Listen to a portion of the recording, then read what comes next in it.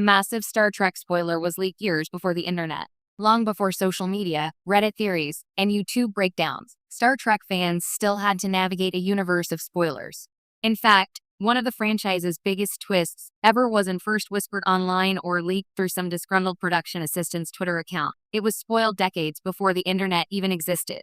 It's a story that perfectly captures how devoted the Trek fandom was, and how even in the analog age, secrets couldn't stay hidden among the stars. The pre-internet spoiler culture. Today, spoiler leaks travel at warp speed. Set photos appear within hours. Script pages get accidentally posted, and studio insiders sometimes mysteriously reveal major deaths on podcasts.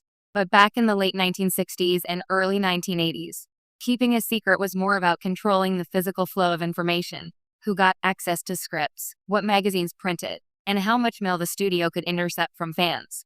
Even so, Star Trek's obsessive following meant that spoilers didn't need Wi-Fi to spread. If anything, they spread slower but more deliberately, through newsletters, zines, convention gossip, and whispered phone calls between fans who'd somehow gotten their hands on early drafts or production stills. When a major event loomed in Trek history, that grapevine lit up like the warp core of the Enterprise.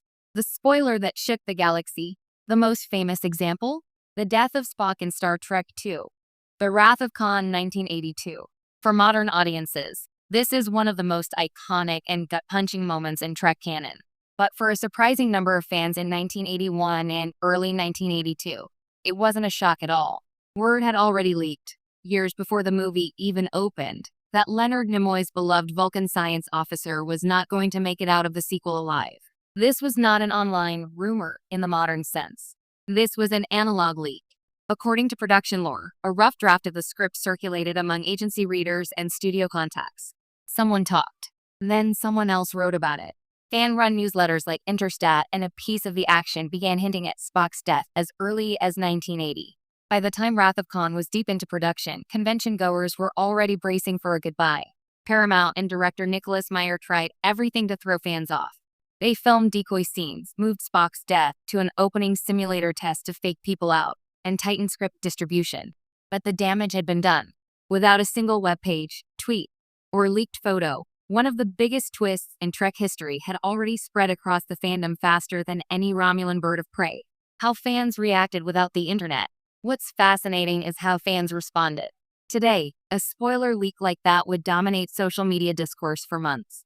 There would be memes, think pieces, and likely calls for a boycott. But in 1981, the conversation was slower and more intimate. Fans wrote letters. They argued in print. They met up at conventions to debate whether the rumors were real or just some elaborate studio ploy.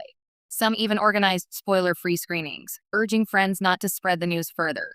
A kind of analog, no spoilers campaign. Others began to speculate about how Spock could return, prefiguring exactly what would happen in Star Trek III.